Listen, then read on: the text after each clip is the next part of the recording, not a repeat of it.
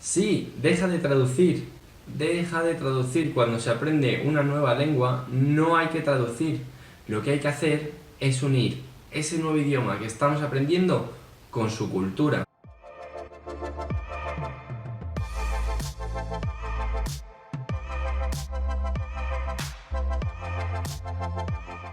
No tiene sentido que traduzca frases del español al inglés. Hay dichos y refranes en español que decimos y que no tienen ningún sentido si los traducimos literalmente al inglés. Así que si lo que de verdad quieres es aprender esta nueva lengua, lo que tienes que hacer es aprenderte las frases y los dichos que dicen los nativos y copiarlos. Así tu inglés será espectacular.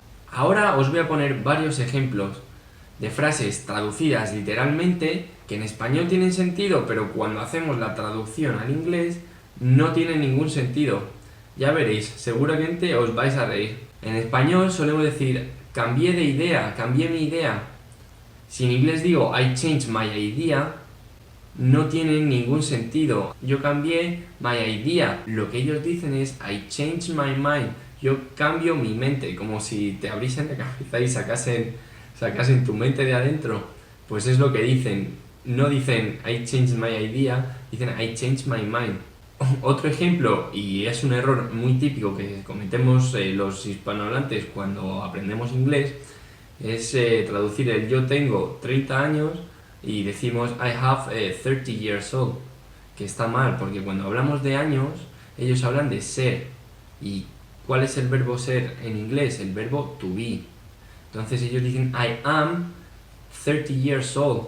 Ellos no los tienen, lo son. Otra cosa común que decimos los españoles es déjame que te explique. Y si traducimos eso literal es let me explain you. Let me explain you. Está mal, no está mal del todo, pero falta algo ahí. No está bien dicho completamente. Es let me explain it to you, ¿vale? Si decimos solo let me explain you, lo que van a pensar la persona que nos está escuchando es que quieres explicar a él mismo. Let me explain José, pues va a decir que quieres que expliques cómo es José, no que expliques algo a José. Let me explain you, let me explain it to you. Otra frase que decimos mucho y que a mí me resulta graciosa es eres un bombón. Se suele decir eso pues cuando vemos a una persona pues, que es atractiva o que nos gusta, pues eres un bombón. Claro, si estás hablando con una persona inglesa, no vas a decir you are a bonbon, porque no tiene sentido. Le estás diciendo que es una chocolatina, se va a creer que le estás llamando pues chocolate y no queremos eso. Entonces lo que queremos decir es you are handsome o you are pretty. Tenemos que intentar buscar otro sinónimo a esa palabra bombón en español y no traducirla literalmente y hacer que tenga sentido en inglés. Otra frase es no hay color. No hay color se usa en español cuando queremos comparar dos cosas y queremos decir que son muy distintas. Es there is no color. Imagínate traducir eso. No tiene sentido. Lo que tienes que usar es they are not comparable, no son comparables. La última, cuando hemos encontrado a nuestra media naranja. Solemos decir nuestra media naranja pues cuando hemos encontrado a nuestra pareja o a la persona que nos gusta.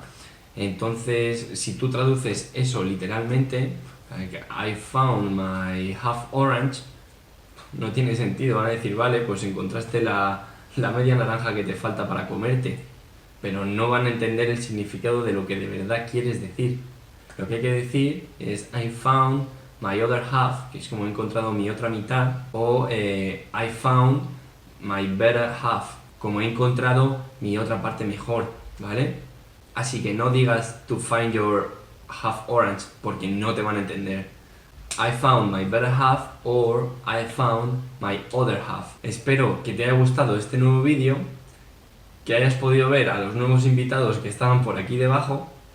Y nada, si te ha gustado y crees que es útil y te están gustando estos vídeos, suscríbete.